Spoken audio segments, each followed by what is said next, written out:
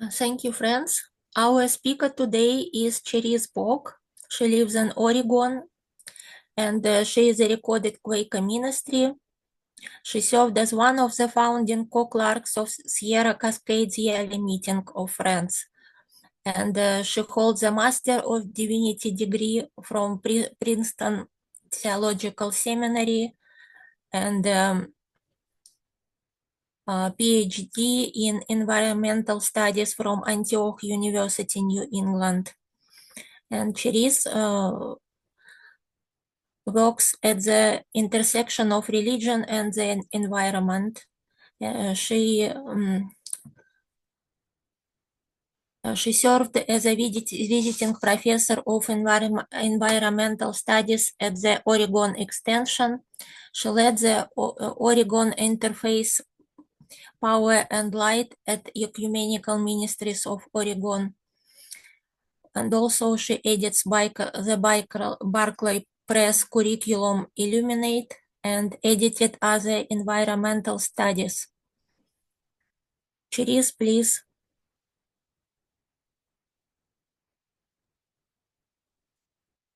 Thank you, Natasha, and good to see everyone. It's good to be with you across our many time zones. Thank you for your presence here today, and it's good to see some familiar faces and some new faces and some who I have corresponded with on email but haven't seen your face. So good to be with you in this space together this morning. Well, morning here on the West Coast and whatever time of day it is for you.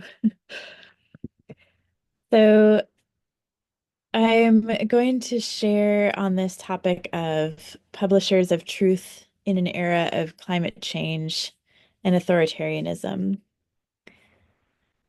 And want to offer this as kind of an intersection between what you all are doing here in Quakers Uniting in Publication with continuing the tradition of being publishers of truth as a community of friends and this moment in which we find ourselves.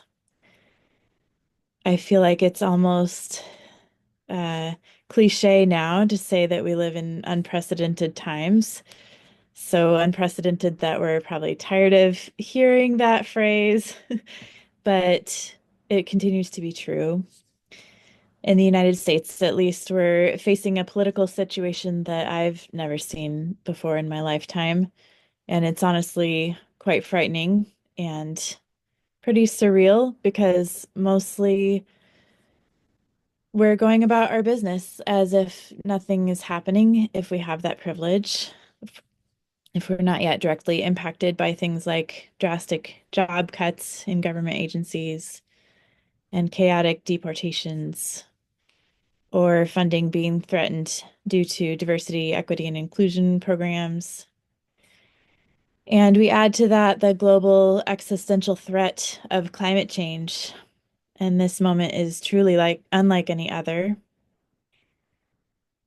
We may have faced authoritarian regimes before, but not in this context of we only have a short amount of time before we start hitting those climate tipping points if we haven't hit them already. So one might wonder, is Quaker publishing that important right now when there's all this other stuff going on? There's so many causes, so many ways we could be engaging with the world right now, so many injustices to attend to.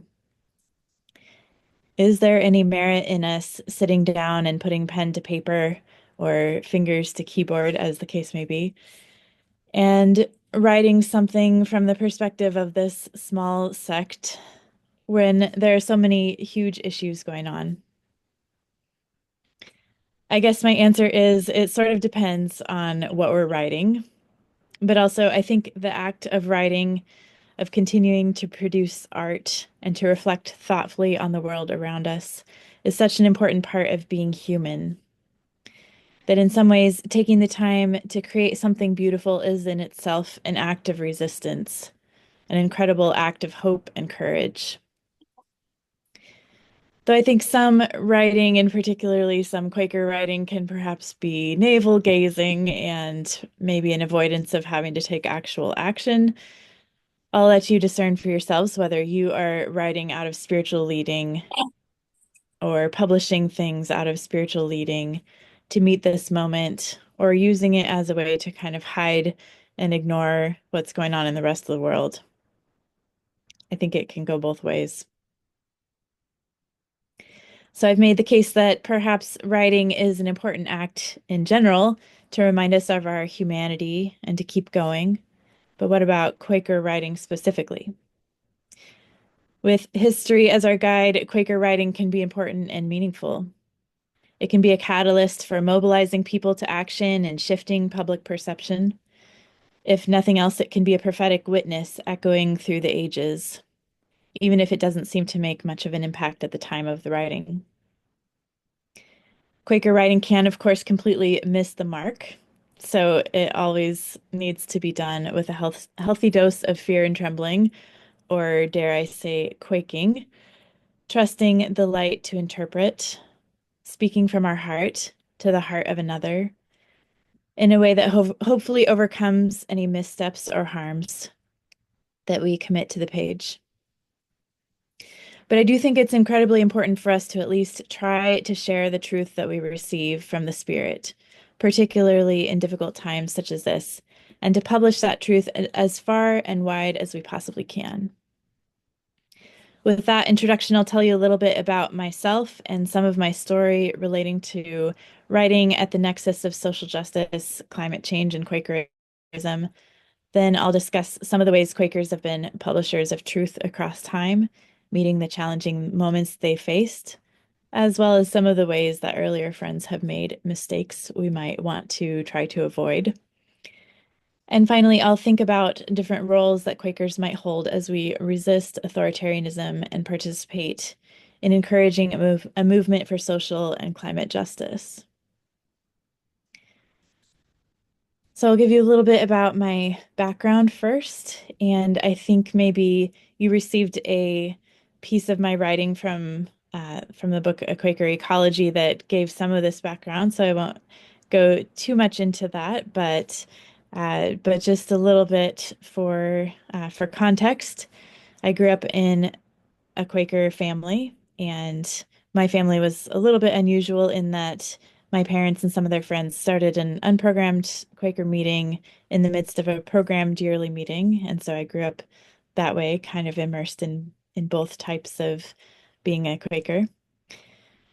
And then as I was growing up and trying to decide whether to follow the tradition I'd been raised in, I learned about Friends' history and I read things about earlier friends. So the fact that there were Quaker publications to read was influential on my choice to stay in the Friends tradition. So reading the stories and writings of Fox and Margaret Fell, Lucretia Mott, John Woolman, Elizabeth Fry, and others, conscientious objectors through the ages, this helped me to really see that this was a group of people that I wanted to be a part of, to hear their stories and to resonate with the truth that they are speaking and trying to live out. I felt connected to them, and it was exciting to see how they were attempting to live out the message of a loving God, of loving one's neighbor as oneself, of the teachings of Jesus that I found in the Bible. And so I feel like I also became a convinced friend in addition to being born into it. And so then I kind of continued in that trajectory, remained a friend, got involved in friends' youth and leadership among friends as a young adult. And as I was preparing this to share with you, I was thinking about like what was the first real Quaker publication that I really engaged in and realized that uh, I was the peace education coordinator for my yearly meeting in the early 2000s. And so, as part of that job, I was writing up little blog posts, and this was kind of before there were really blogs, but I was our yearly meeting was connected to some sort of a um, Christian, I don't know what kind of a website it was that connected Christians in a variety of ways and kind of helped disseminate newsletters and stuff like that. And it had a little section of the front page that shared the most recent blog post, or the most recent kind of, they didn't call it a blog yet, but just whatever people were writing and posting. And nobody else was doing that. And so for this very like non-denominational evangelical Christian website, there were all these things about, Quaker peace testimony and how this relates to the message of Jesus and the Bible and what our response is to the looming uh, mobilization for the Iraq War. And so that was an interesting way to publish Quaker truth in a space that was maybe not used to that and used to that seeing that perspective.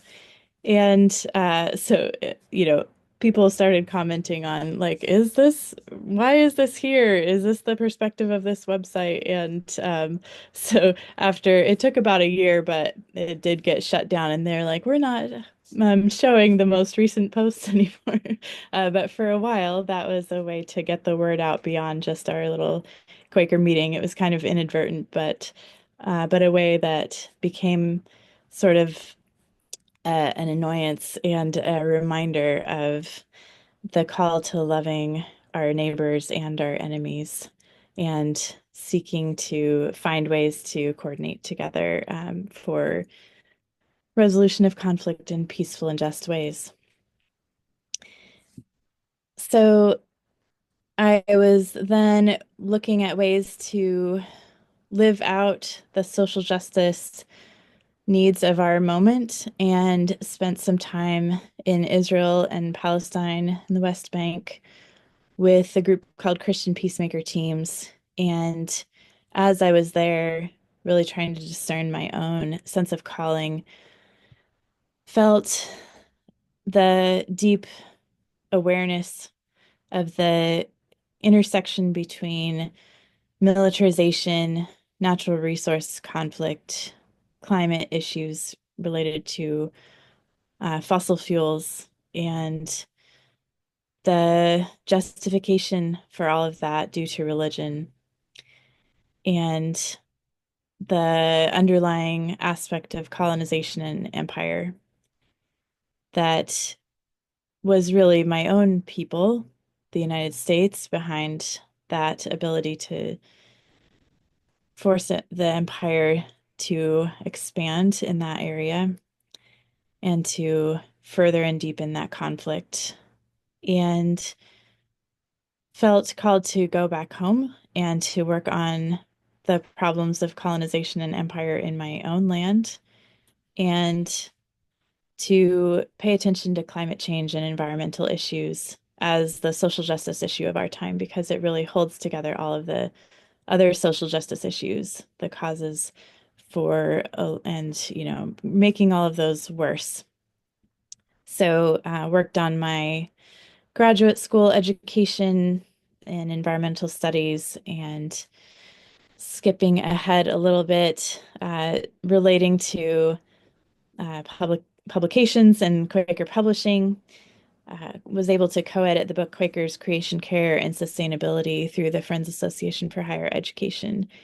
And so I think that text was an opportunity to ask new questions of our faith tradition. What do Quakers think about climate and environmental issues? How is this related to our tradition? Are there ways that we're called as friends across time and in our own time to respond to this particular concern? So it was also a place to put different Quaker writings together in one place, different Earth Care minutes, reflections from different disciplines, and stories of Quaker organizations writing on climate, working on and writing about Quaker climate and environmental actions. And I also serve as the co-chair of the Quaker Theological Discussion Group, which sends articles, sends presentations to become articles in Quaker religious thought. And so that journal is a space for Quakers of different kinds to come together and have conversations around our theologies and the concerns of a given moment, as well as kind of like, a broader view, not just like targeted to a particular time and place, but speaking of topics and sharing and wrestling with topics, making sure that different voices are heard and published, and trusting and hoping that people will look back on and learn from these articles like I do from older editions of the Quaker Religious Thought Journal. So that's a space where I think Quaker Publishing is able to bring us together to have a conversation and to wrestle with concerns that we have in this moment.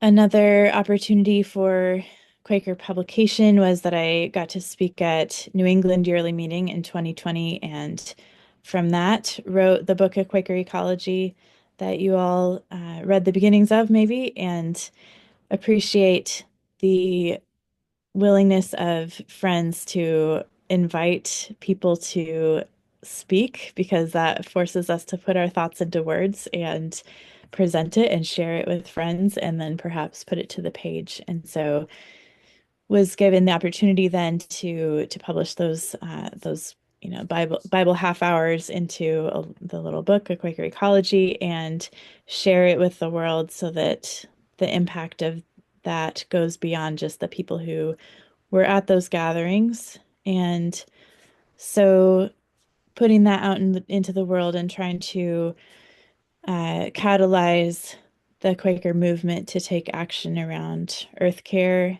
that centers justice and that draws from our tradition but doesn't get stuck there, doesn't get stuck sitting on our resting on our laurels, but invites us to take action in the world now. I also edit and contribute to the Friends Bible Study Illuminate that Barclay Press publishes.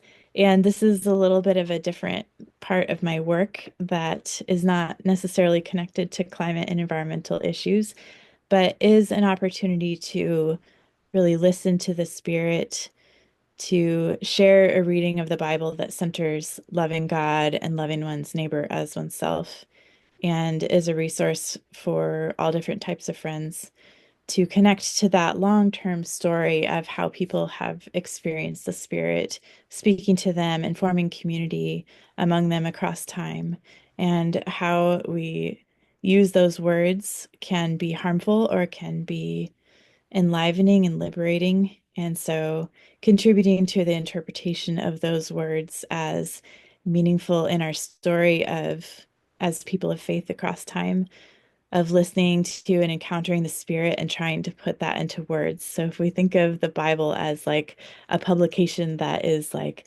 the people trying to put their spiritual experiences into words over time and pass those along over generations and make sure that story stays alive. And that as we publish truth, we're participating in that long story. We're continuing that work of really wrestling and trying to put these spiritual experiences into words that are so hard to encapsulate, right? They're beyond words, and yet putting them into words is encouraging and liberating and can be so connecting. So that's how I view that part of my work. All the while, as I participated in these publishing opportunities, my writing has been formed and shaped by my activism, particularly since 2020. And before that, somewhat, but I'm not going to talk about that. I'll start at 2020. And particularly as the world was experiencing the beginnings of the pandemic and watching as we had to witness George Floyd's murder and the world responding to that horrible injustice through Black Lives Matter protests and educating our communities, learning in the streets.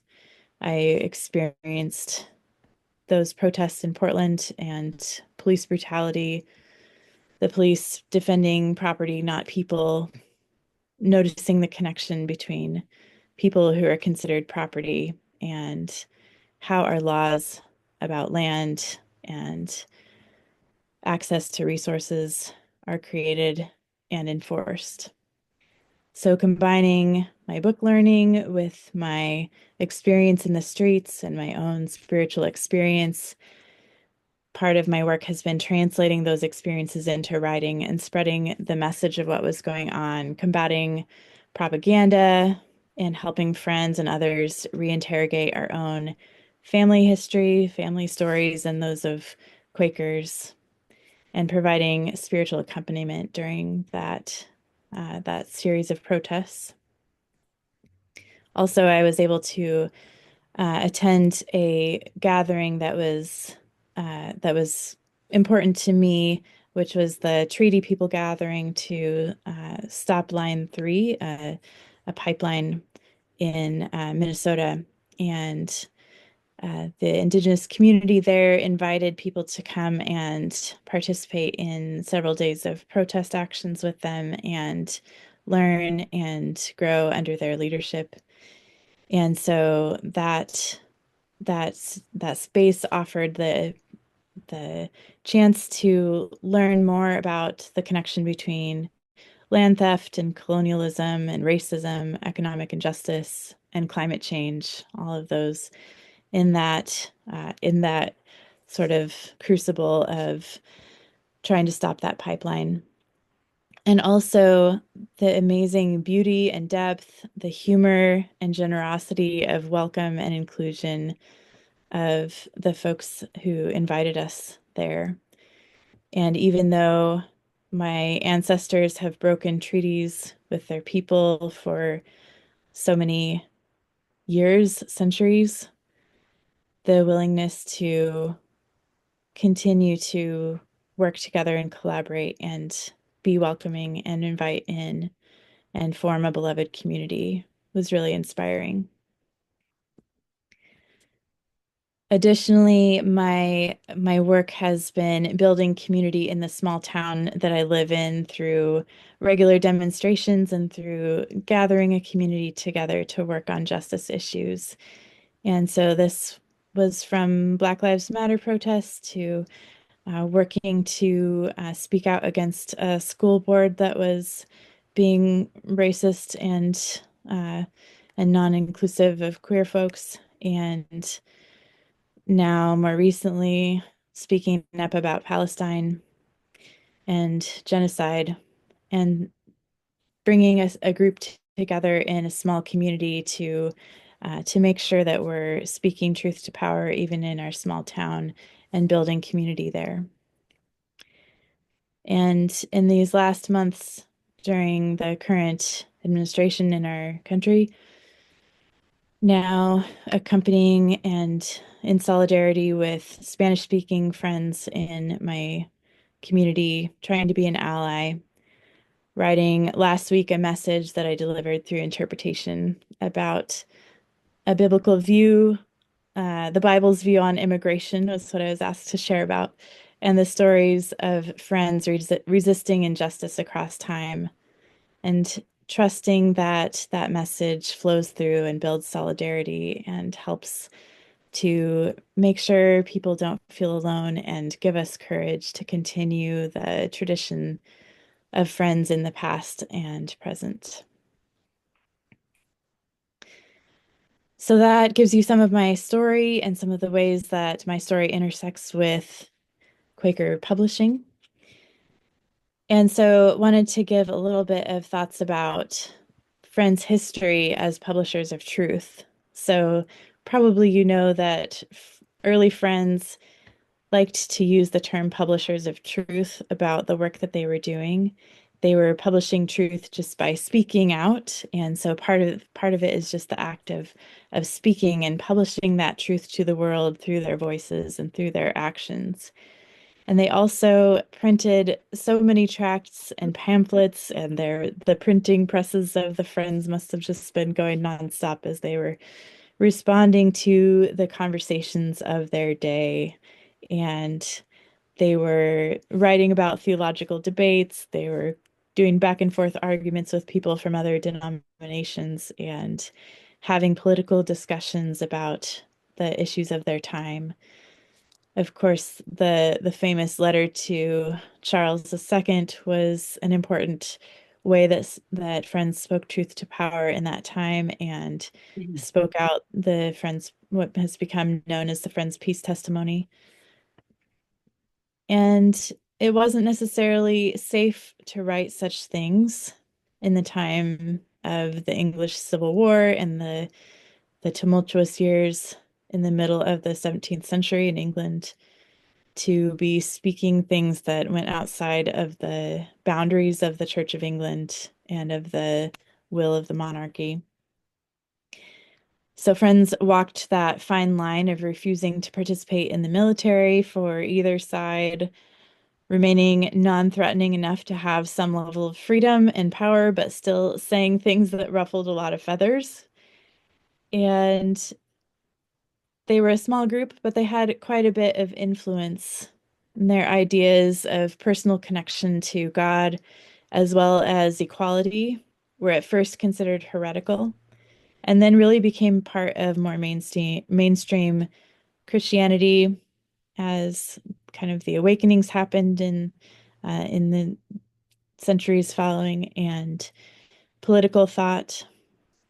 You might know about William Penn's thoughts and writings and how he had a pretty big influence on the ideals and practices as the United States form of government emerged.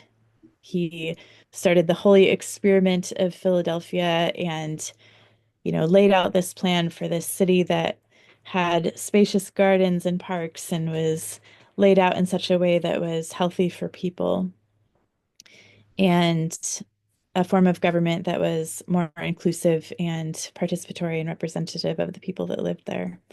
And this influenced the Constitution and the Declaration of Independence. And he also purchased the piece of land that he was given by the crown. And so we can look back on that and see that people understood that they, not purchasing the land was stealing it from the indigenous people. And Penn was imprisoned a number of times, as were many other friends in the early generations who spoke out and who met in worship in ways that were against the laws of their time and the theology that they were speaking and printing was not allowed. And so they did spend time in prison. They experienced a lot of hardship for publishing their truth. It wasn't just all fun and games, but it was a dangerous proposition to publish that truth widely. But it also was something that really gave the community courage and energy and excitement to be willing to also stand up and speak the truth that they were hearing. So as Friends published that truth, it drew people in to the truth that they were speaking and writing, and more people joined the movement. We can also critique things about that time. We might wish that Friends had been a little bit more critical of the ways that their government was stealing land and enslaving people.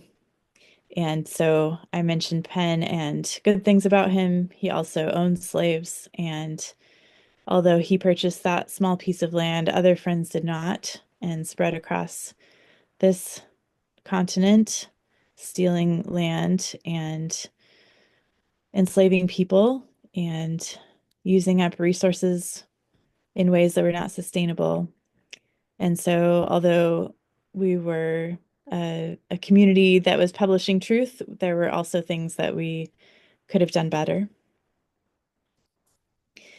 Another way of publishing truth among friends is their journals. And so I know that I've been really influenced by friends' journals from history and being able to read these stories of people who came before and to know these folks spiritually, what was going on in their spiritual lives, to learn from them, and then to gain courage about what they experienced and being willing to see them model that, and then maybe I can do that too.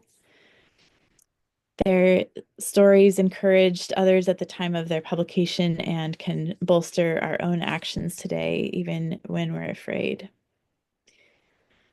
And I'll also mention that there is the importance of a diversity of tactics as we resist injustice and work toward building a better world.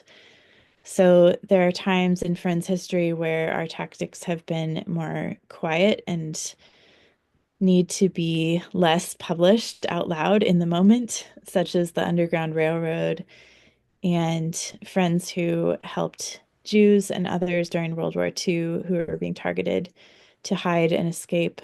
And so those things weren't published in the moment, but friends have told their stories later, and it's encouraging. So there are times when our work for justice and peace requires different tactics and maybe publishing truth in a variety of ways, some of them quiet and some of them loud. So even during those times of abolition, those times of resisting injustice during World War II,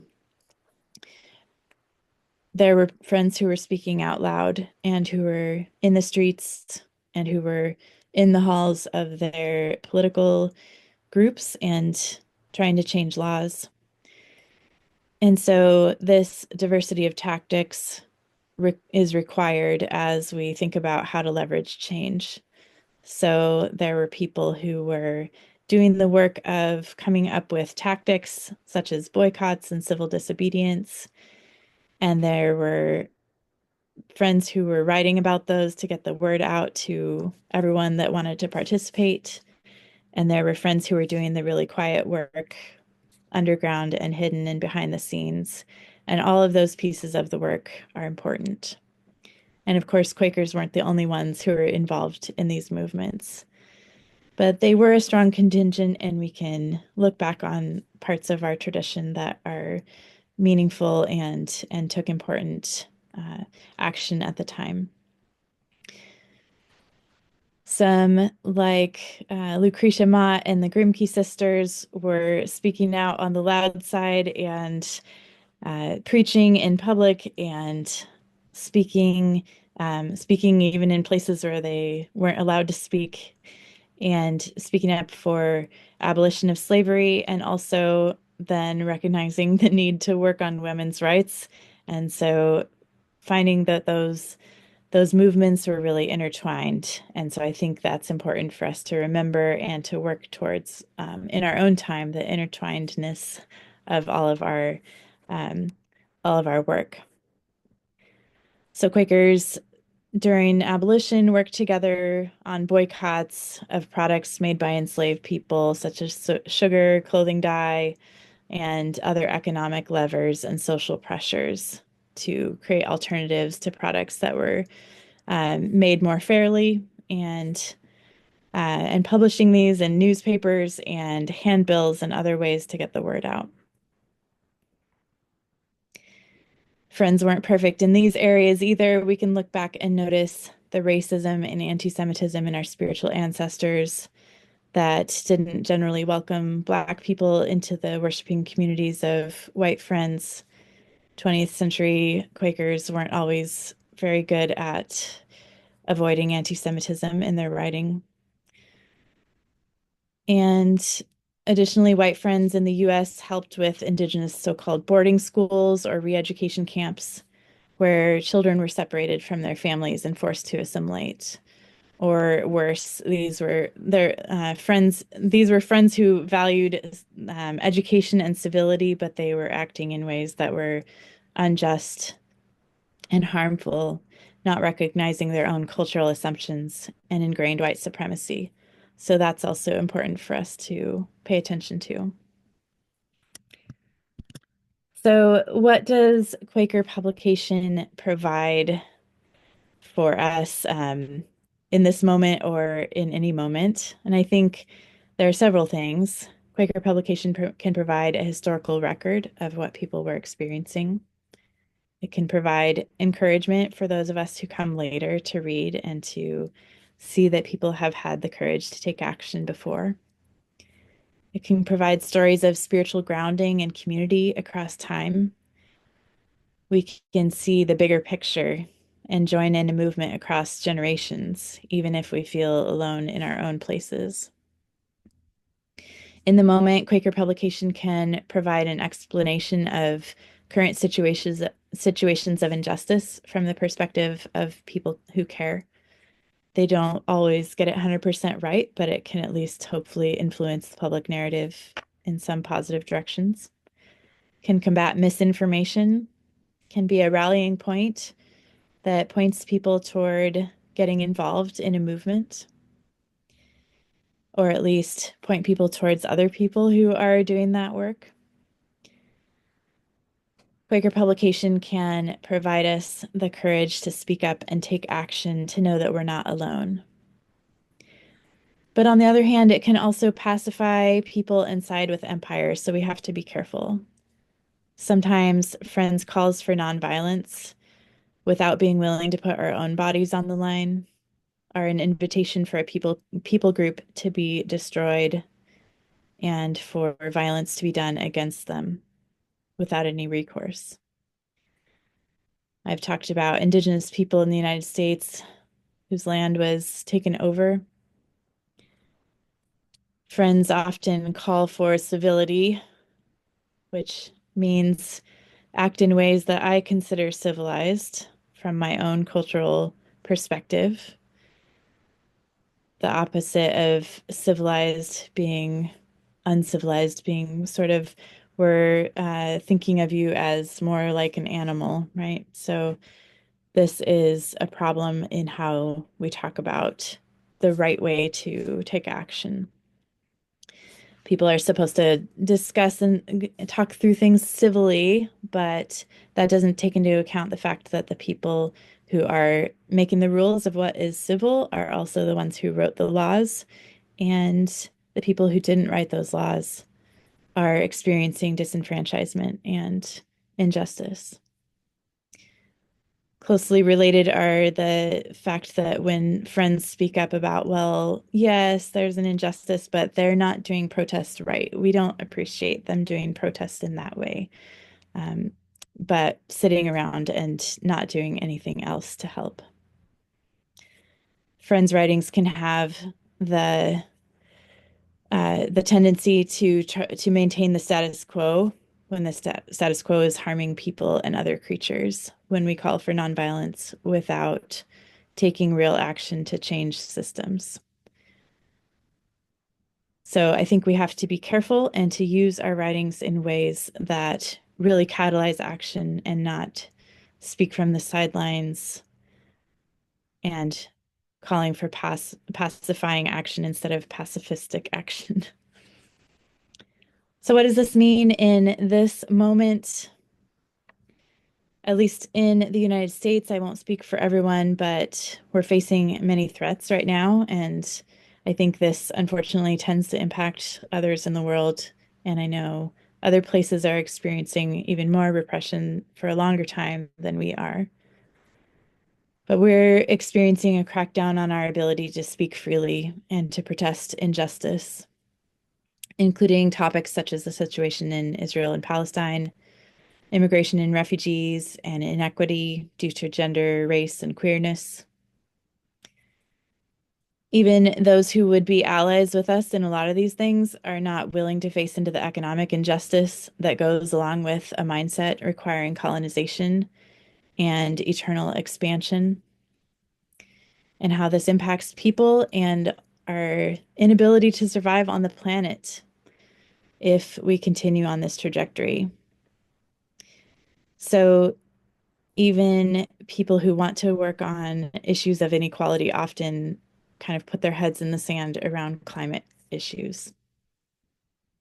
What does this mean for Quaker publishing?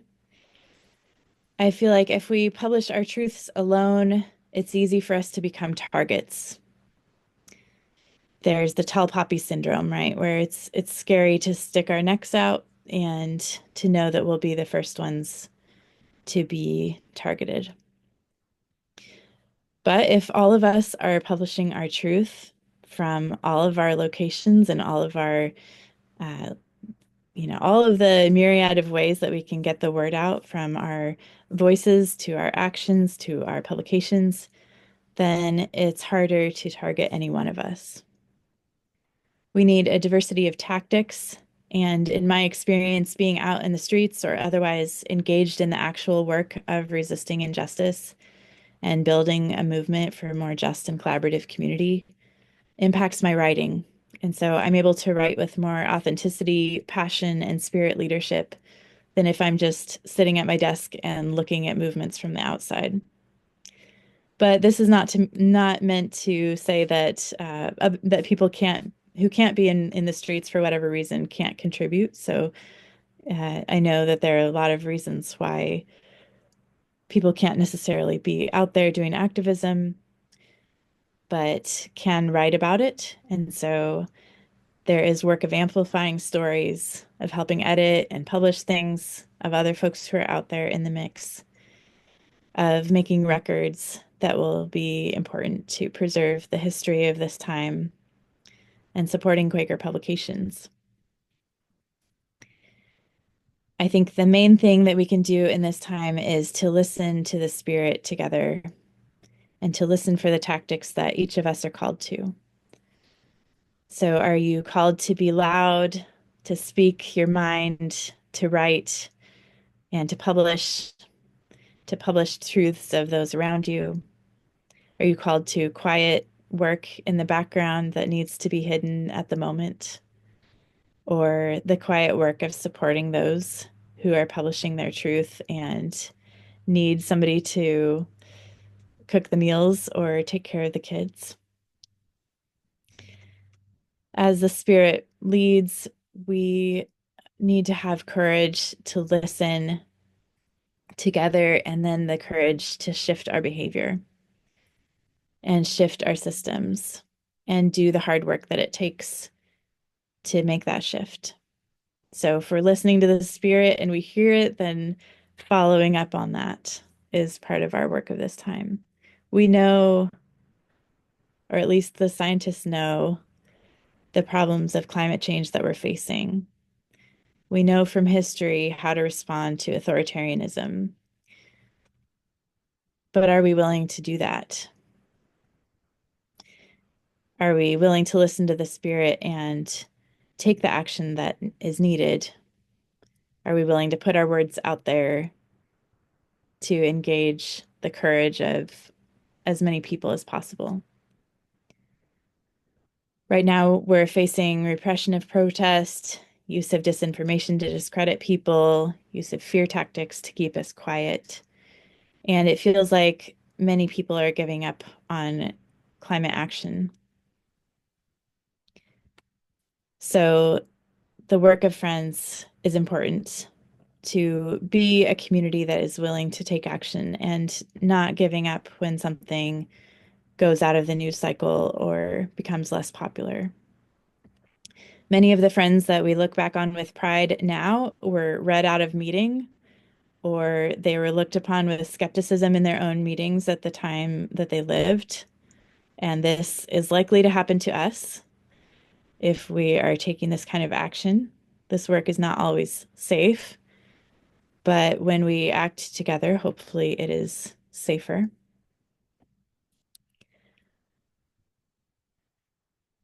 I want to remind us of our radical nature and that means roots. Radix, the root word of radical, means root.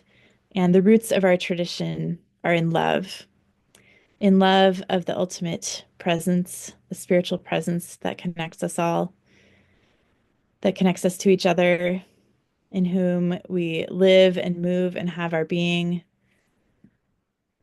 calls us to love one another and ourselves, even our enemies. And we're learning that this extends also to the community of all life. And so in this moment, that is like none other, we're at a tipping point. And we need to really ground ourselves in our roots of love and care and connection, of listening to the spirit, of drawing courage from our stories, courage from the spirit, courage from our communities, of speaking truth to power and publishing that truth in any way that we can. And doing the quiet work behind the scenes to ensure justice happens, even when the law says otherwise. So we're in this moment of a tipping point. Will we tip into a future of climate chaos and authoritarian regimes? Or will we mobilize in solidarity with our communities and learn how to live on this planet in right relationship? None of us can make that difference alone, but each of us can do the part that is ours. And we can share that with each other. I think one of the things that is the most meaningful about Friends is that we draw on both our individual capacity to listen to the spirit and speak prophetically for justice, and we work together as a community. We listen together, we discern together, and we act together with hopefully other friends, but also other people of goodwill when our friends are reading us out of meeting, but finding a community that we can act with and with whom we can listen to the spirit and take the next faithful step together. So I will leave you with this encouragement to continue publishing your truth based in what you hear from the spirit and the tempering that you receive and the encouragement that you receive from friends across time and friends in your own community now, and continue making that known to the world and publishing truth from our very strange and peculiar people that is also very inspiring and meaningful to me. And I'm proud to be a part of this community with you all. So thank you for the opportunity to share with you and for the good work that you're all doing in your various places and your various publications and your actions and courageous minutes and so many amazing things that I've seen coming from friends in recent years. Thank you for being a community that struggles together to love and bring justice in this world.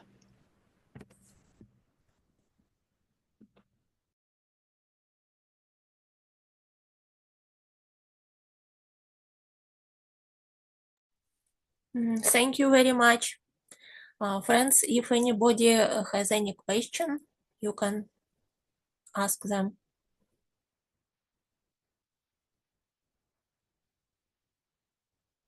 You can raise your physical hand or raise electronic hand.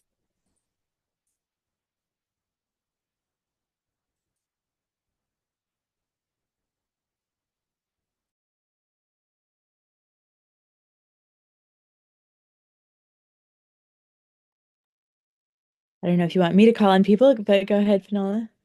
Hello, thank you very much, Cherice. That was very inspiring and uplifting, which we needed at this time.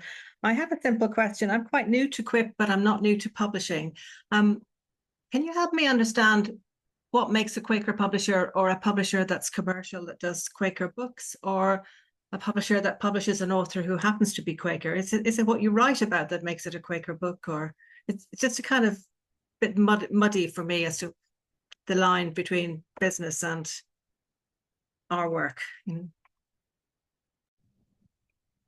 Yeah, I think for me, thinking about being publishers of truth, it doesn't necessarily have to be only Quakers who can publish truth, right? And so we can be a part of publication, a press that publishes things that aren't Quaker, but is publishing truth. And we can be a voice that helps allow those kinds of publications that are really courageous and maybe are or are not Quaker, but from our own Quaker space of listening to the spirit and the needs of this moment, we can be a part of bringing those publications into the world.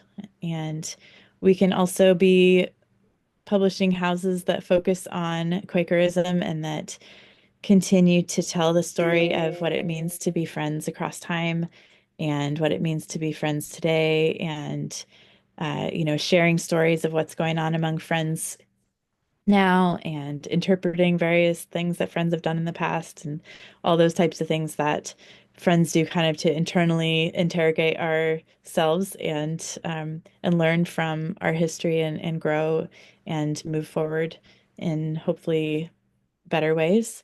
So I think there's a range of ways. As a Quaker, I can publish things visibly as a Quaker, like this is me as a Quaker speaking to the world, or like I can publish things that are directed towards a different audience than just Quakers and have that come out of my own sense of integrity and calling, even if it's not directly speaking a Quaker message that is recognizably, by and for Quakers. So I think it depends on each of our callings, each of our locations, the opportunities that are available to each of us, what it means to publish our truth as a friend in this moment. And I would say then that's only the ones that are actually like about actual publishing. And then there's also all the other ways that we can publish truth that are maybe not official publications, but are just letting our lives speak and maybe, writing letters or writing to our legislators and things like that.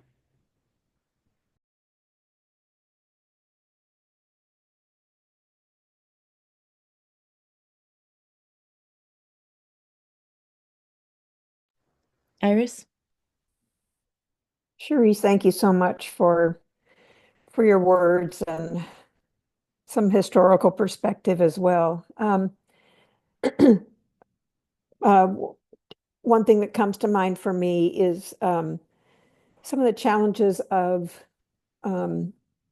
getting our words out into the world in a in a timely way. I think many of us have had experiences with publishing, particularly books or that it just takes a lot of time, and currently it just feels like there's an urgency. So I'm just interested to hear your thoughts about the varieties of ways to get some of this truth out in the world, not solely print material or book form. Yeah, I think that, the tracts and the handbills and those sorts of things from previous years are similar to maybe things that we say on social media now, or, other ways that we get the word out in briefer format, and emails and newsletters and things like that we can do a little bit more quickly than a whole publication cycle.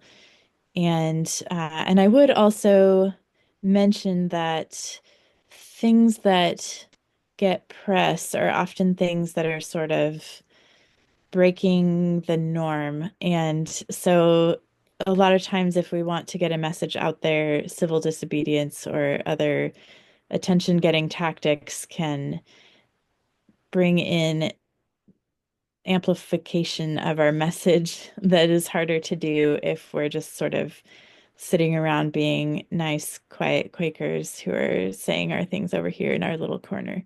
So combining tactics of the work that's active out in the streets or in the halls of a legislature or whatever with the work of trying to get the word out there in publications that people might read or view in video format or whatever, can be a way to have a more immediate impact or have a broader audience than maybe just the few friends that might read our newsletter.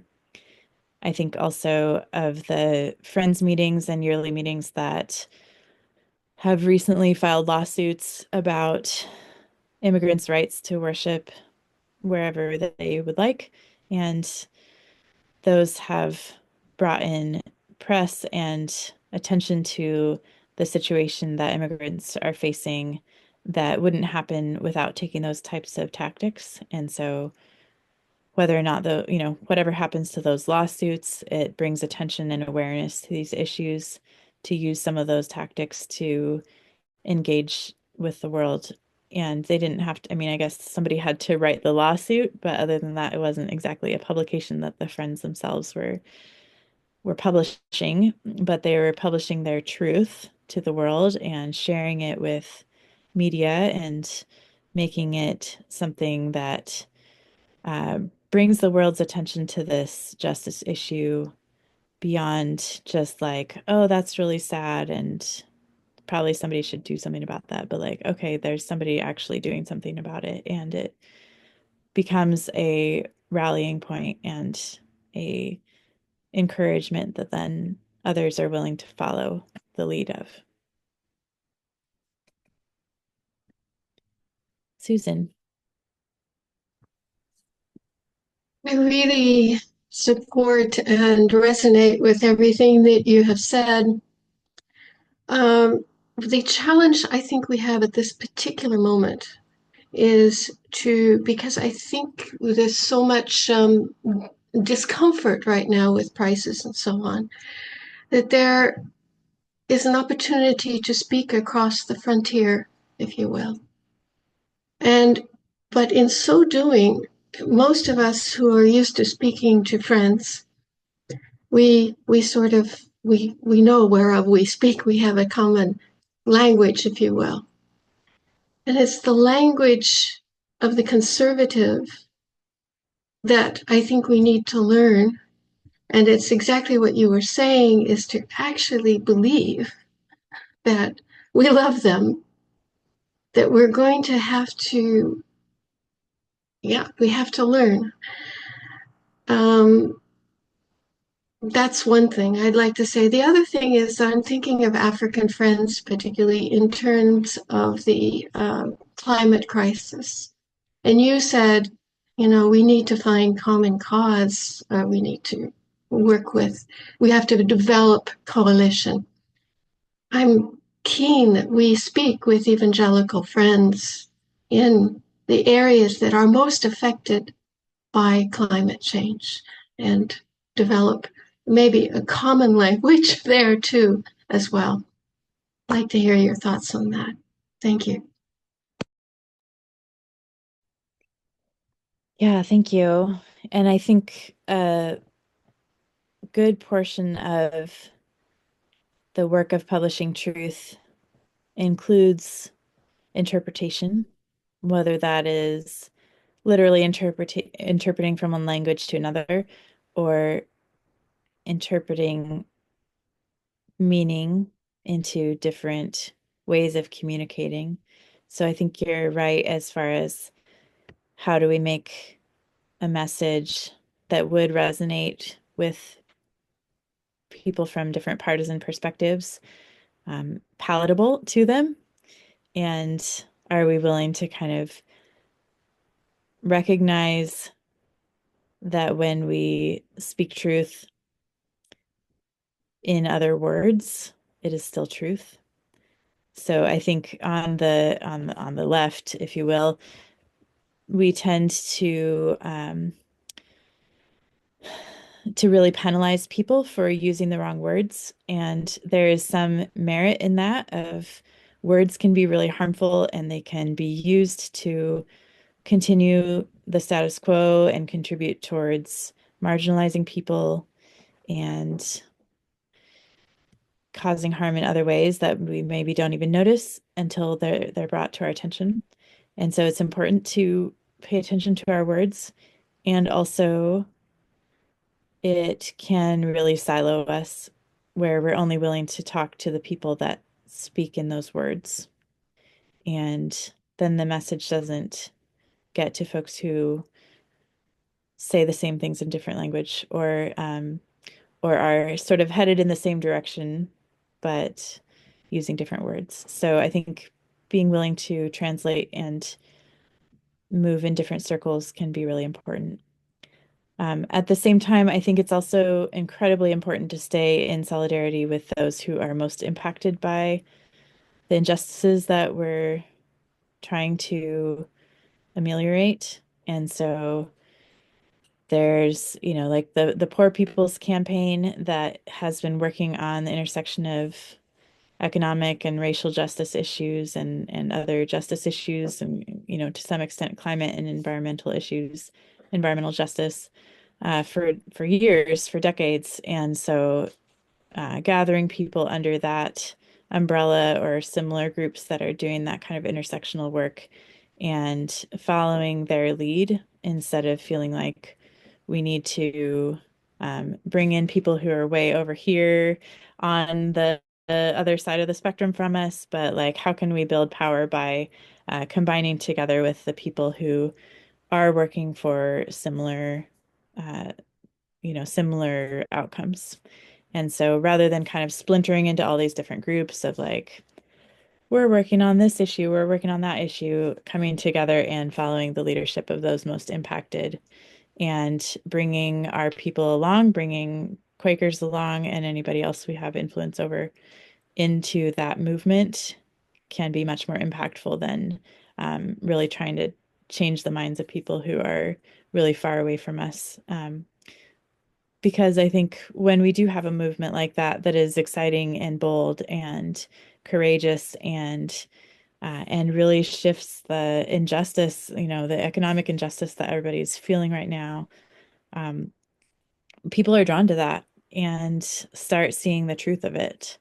And so it can be impactful to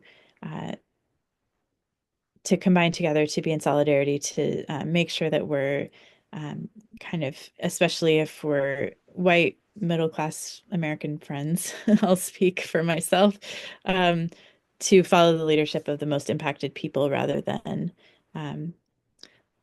some other tactics of kind of placating or moderating and not rocking the boat so that other people will feel okay with the message. I think we definitely need to be willing to rock the boat. We need to be willing to be the ones that become the flashpoint, especially if we have some privilege to help draw attention and bring solidarity and mass mobilization to those movements. The second question about friends from parts of the world that are being impacted by climate change. I think this is an opportunity where Quaker publications can be really useful, actually. And so getting out the stories about those situations and developing relationships with people, friends in Africa, friends in Latin America, looking at you, Emma, and being able to hear stories and being able to share those widely among the friends that we're connected to can be really impactful. And so I know, like in our Quaker Religious Thought Journal, trying to bring in voices from Latin America and Kenya and even like the Philippines a couple years ago and stuff like that. Friends from other parts of the world that maybe friends in the US and Europe don't always listen to can be impactful, and being able to then know what the issues are there. So that, having a publication that we can work together on can build relationships where then we can continue working together and figure out like what are some of the needs, what are some of the ways that we can be in solidarity with each other across distance and work on similar issues from different places because we've built a bit of a relationship. So those relationships may not form if we don't have a publication to put out, if we don't have, a place to house those stories and to work on those things together. So our publications can be meaningful in that way in helping us develop those relationships.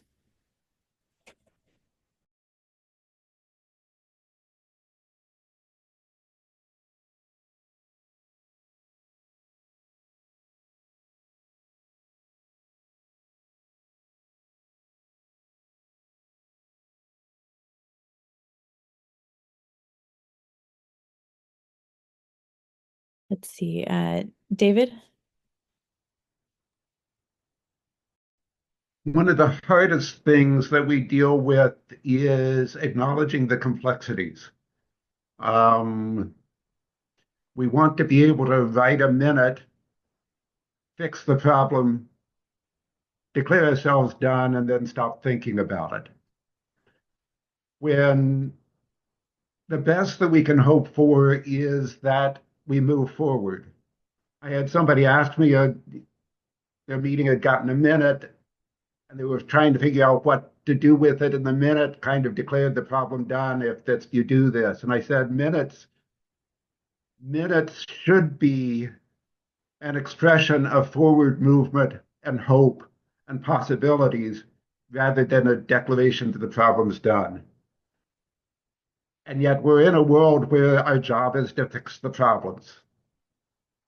And as long as that's our perspective, we're not going to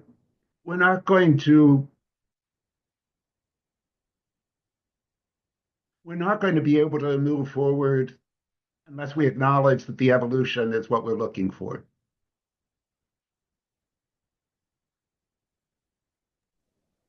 So that's not really a question, but that came from what you were saying, and that acknowledgement that all we can hope for is to find a way to move forward, hopefully together as a community. Yeah, thank you. Get that down. My meeting is working on a minute right now. So this is very pertinent, where, having something that we state that represents all of us, but also represents more than just what we all want it to say, represents what the Spirit is leading us to, I think is challenging, and making it not so complex that it's unreadable, but also not so simplistic that it misses important aspects of what we're trying to communicate. So yes, right now I am putting off finalizing or doing another draft of a minute that has been through several iterations already, and trying to make it brief and to the point and spirit-led and all those things. But more to what you're saying, that it's not just an end in itself, right? It's not just like, oh, we've written a minute, we're done, good job us, pat ourselves on the back, move on. But that is a reminder to ourselves of who we want to be and who we're called to be and how the Spirit is leading us in the moment. And that the work is through and beyond and emerging out of putting those words on paper, that mobilizes us to action out in the world. It mobilizes us to publish that truth, not just in our, in our minutes, wherever they get kept on a digital or paper file, but sending it out, sharing it with the world, letting it impact the ways that we act, encouraging us to go find groups that are working on that. I think I would encourage us to move beyond language of fixing things to moving towards healing and unlearning some of the things that many of us may have learned from our cultures. And so I think that in some ways relieves the pressure of we have to be the fixers and we have to be the ones who come in and solve everything. But we can recognize the injustices, we can recognize the problems and the harms that are happening, and then we can join with the people who are already working on those things and become a support person. I don't know that Quakers, at least European ancestry Quakers, need to be the ones at the forefront of current movements. I think we do need to be ones that are saying no to dictatorship and authoritarianism in the United States because we're the ones that our people mostly voted for this guy. And so like having the visible, like the protests last weekend, was it just last weekend? It's been a long week. That is a lot of older white folks taking to the street. That says something, right? That this is so bad, even the middle class white people that are, doing decently well are out in the streets, right? And showing that kind of solidarity to people who don't have the privilege to feel safe in the streets right now.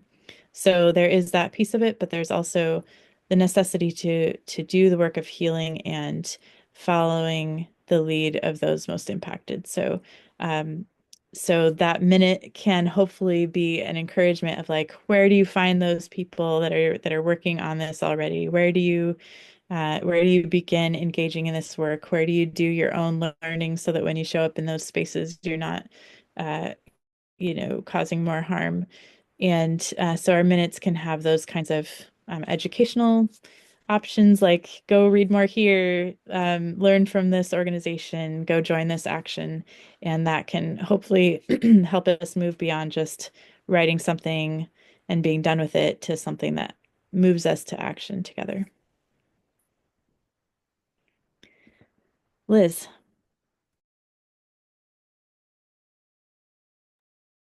To me, in my experience, the reason we write a minute is the process, and that process of coming of the unity.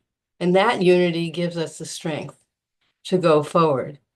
And to some of the younger members of my meeting have been discovering that in a number of contexts. And it's I watch them discover that.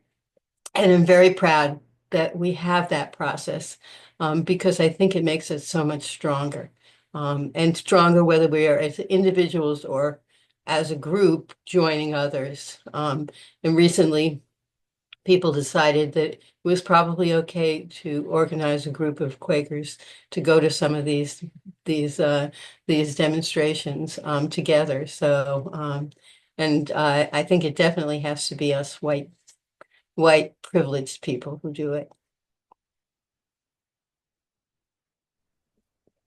Yeah, thank you. Yeah, and I think it can be a little bit scary to go through that process, right? Like, are we on the same page? What's somebody going to say? Is this going to be a good process? Is this going to be a painful process? So it takes a lot of trust and willingness to let go of our preconceived notions while retaining our centeredness and our focus on our understanding of the truth. And it can be really exciting and beautiful to work together and to learn that we can trust each other to come up with what is it that we want to say together? How is the spirit leading us together? And it's also interesting, I've noticed in my own meeting as we've worked on this minute, we've gone through some hard things as a yearly meeting or as programmed Quakers in the Northwest of the United States in the last several years. And so our meeting is not affiliated with a yearly meeting right now. And a lot of people have joined our meeting that don't have a connection to the broader Friends tradition. And they're just like, oh, this is a nice community to be a part of. And I like what they're saying about justice issues and the time of silence in the meeting and whatever else they like about it. But they don't have any sense of what Quakerism is really. And so there was a question as we were working on this of like, what even is a minute? What do you do with it? What's it for? And so that opportunity to share and to grow in our understanding of the group that we're a part of and how these minutes have been used across history to speak truth to power and speak truth to ourselves, and what that's what that's about, and how we can come to consensus by listening to the Spirit together. So that's been really meaningful lately, and interesting to see people encountering this process who have never engaged with it before.